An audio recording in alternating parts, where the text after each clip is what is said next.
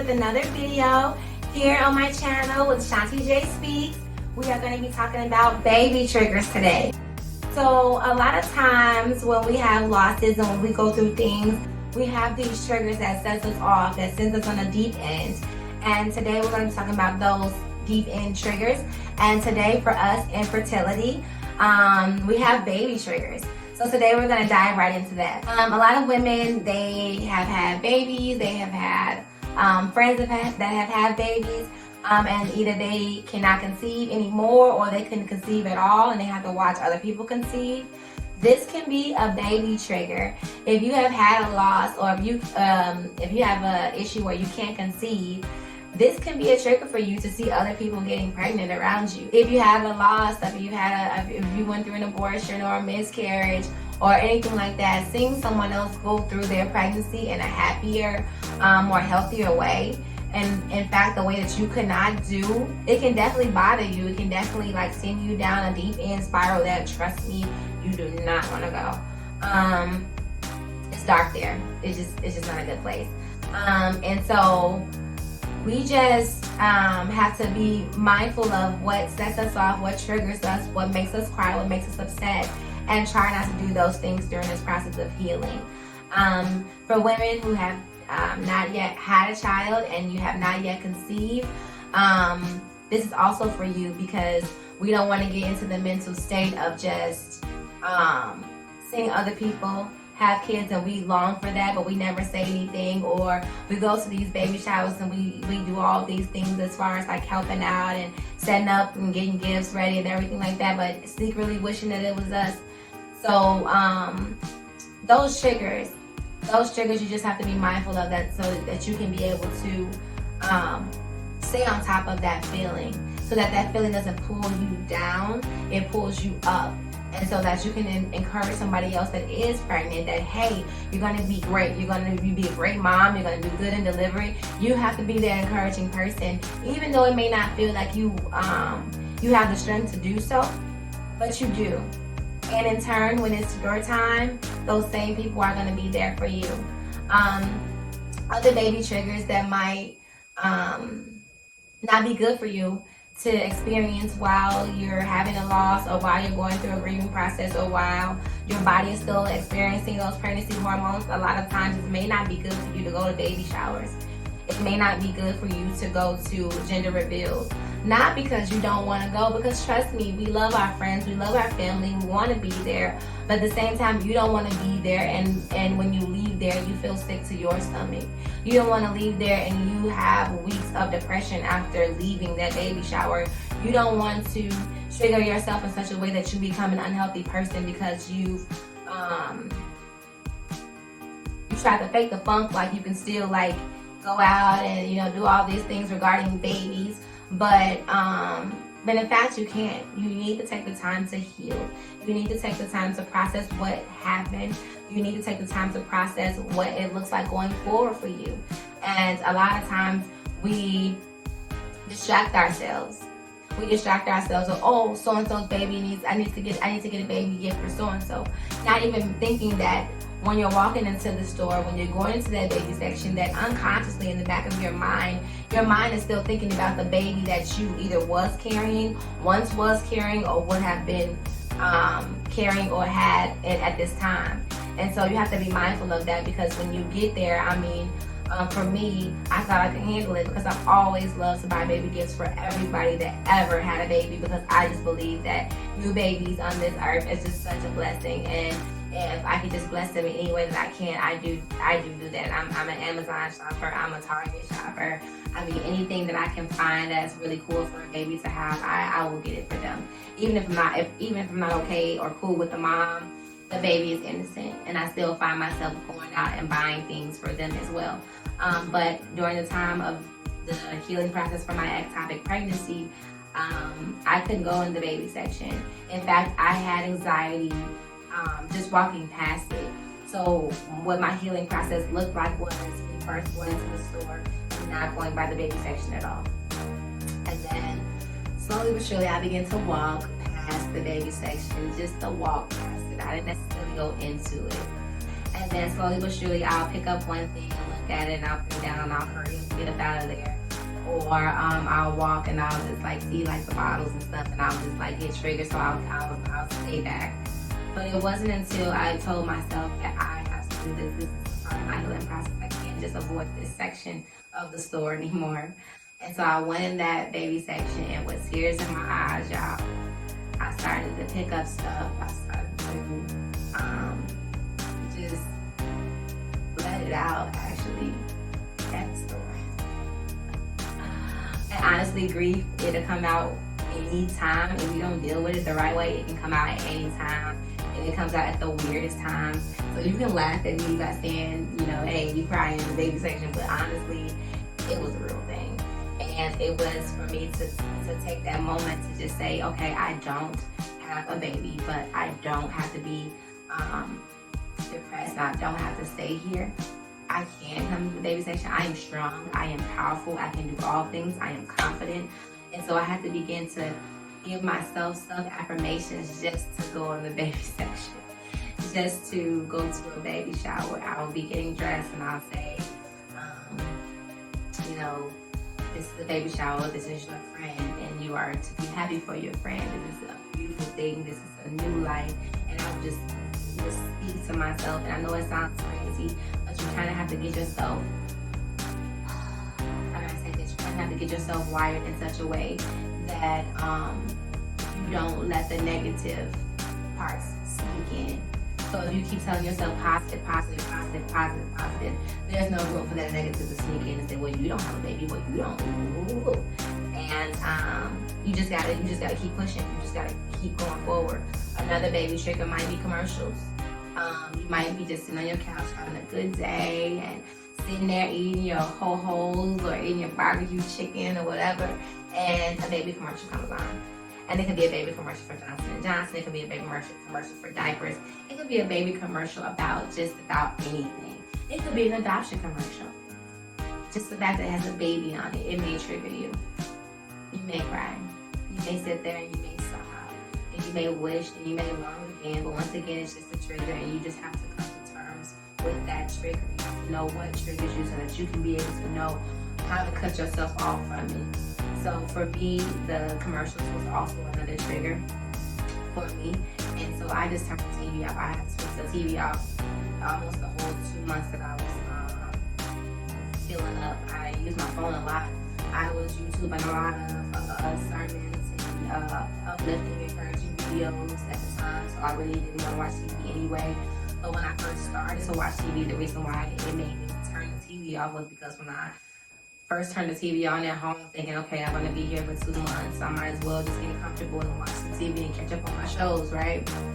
We even do the process of like the commercials in between the shows. There would be a baby commercial that sneaks in them. And then that would just turn me completely off. I don't want to watch TV altogether. I will cry. I would, be upset, and it will really start with just silent tears.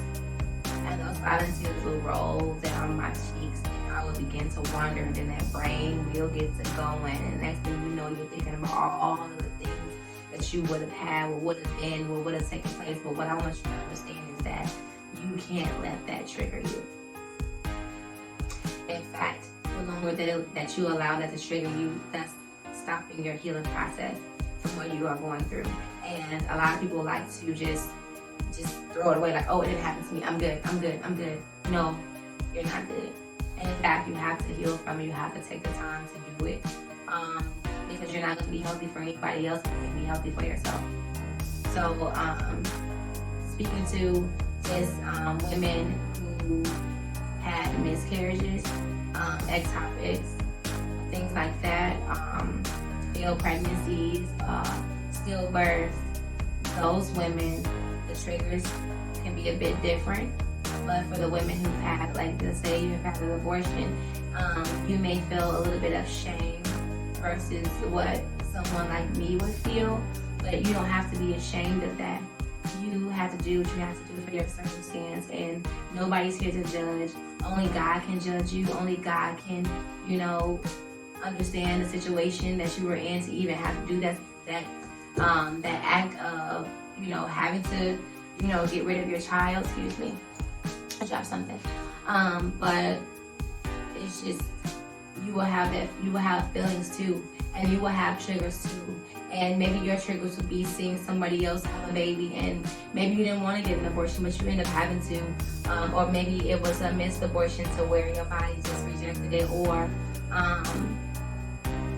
just anything that's regarding just having the option to get rid of your child.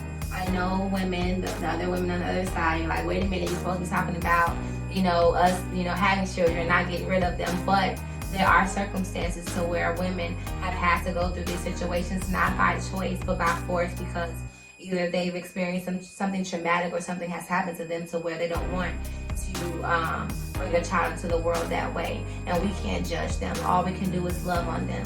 And so with that being said, they too have triggers. So ladies, I just want you to know everyone has triggers. You have a trigger. You just have to find out what that trigger is. What stops you from being the best person that you can be? What stops you from being the person that you used to be before the loss? What's stopping you from growing past this, past your pain? What is it? Is it you stopping yourself, or is it the triggers that's pulling you back every single time and make you have a memory of these things? I know, like, you know, I did it too. I did the, oh, I would have had a 1 month old by now. I would have had a 2 month old by now. Oh, my baby would have been 6 months by now. I get it. I get it. And at the same time, because I get it, we can't stay in this rut forever. If I'm coming up out of the mud, I'm bringing every girl, every woman, every sister, every person, everybody that has experienced this, I'm bringing you up out of this with me. And trust me, the women that have not had a pregnancy at all, the women that have no mate at the moment, the women that are reaching age limits to where they thought they would have a baby by now and they don't, you guys also have triggers too. And it may not be to the same magnitude of someone who has had a loss, but you have a trigger because you also have a longing. And with that longing, you want things too. And when those things don't happen, you become disappointed. I know you do. Because I was that person too. I was 28 years old. I'm thinking, what is wrong with me? Me and my husband, well, he's my boyfriend at the time. Me and my husband, you know, I got married shortly after that, but we're not doing anything to not have a baby. So what's going on? And it went on for 2 years as to us not even hearing anything, any answers at all. And then the one time we did get a positive pregnancy test, it happened to be an ectopic pregnancy, to which we had to get rid of. So no, I didn't abort the child. There was a surgery that forced me to get rid of the child due to the sake of it being life-threatening for me. So a lot of instances where people have been raped or molested or things like that, and a pregnancy has came to play, you can't really be the judge of if they can keep their baby or not. So please don't be that type of girl or that type of woman that's watching this channel and saying, oh, why is she talking to them? Why is she discussing them? This is for everybody. This channel is for everybody across the board. I don't want to leave anyone out. I want to talk to every single woman that is in the fertility world, because everybody has their own story. Everybody has their own situation, and every situation is different, and we can't be biased because we went through something more traumatic than the other, or someone hasn't went through anything so they don't know. We can't do that. Okay? We just can't do that. We have to be mindful that everybody has feelings and everybody has emotions. And so these triggers that I'm talking about, these triggers of shame, these triggers of failure, these triggers of baby loss, these triggers of grieving, these triggers of just not feeling like you're fulfilled, these triggers of not feeling like you're ahead the way you should be, all of those things that, and who are you comparing yourself to, honestly. So find out what your trigger is when it comes to your grieving process, and try to deal with it heads on. Don't allow yourself to get consumed by it, but those triggers are just to urge you and push you into your healing process, because you're going to have to see babies, you're going to have to see the commercials, you're going to have to see people in strollers, there's always going to be baby showers, there's always going to be gender reveals, and you have to be a healthier you to be able to receive that. And so the baby triggers, the commercials, the store, the carriages, the parties, the gender reveals, the baby showers, the delivery, the pictures, the announcements, all of that, you have to learn how to deal with that in a healthy way, because you can be there for someone who may need you to be there for them. And just because you don't have a baby doesn't mean that you have to have this inner guilt or this inner shame because of it. You can rise above it, and that's exactly what you're going to do. And so now that you know there are triggers to healing, find out what your triggers are and work on those triggers. And if you have any comments or any things that you want to discuss, put them in the comments below. And don't forget to like, share, subscribe. And after you subscribe, hit the notification bell so that every single video that I post, that you can get the notification from it. And hopefully these videos get better with time. And once again, if you have not done so already, just continue to write down your triggers, write down the things that bother you, and try to navigate your day in such a way that you not avoid them, but you approach them when you're ready. I didn't really approach the baby store, the department store section, until I was ready to do so. But that was on my account. It took me months to even do that. But some women are stronger mentally than others, and it might take you shorter, it might take you longer, but either way, identify the triggers. Know that they're there. Know what you have to do to not be triggered by them, and know that there's a healthier you on the other side. Until next time, guys. See ya.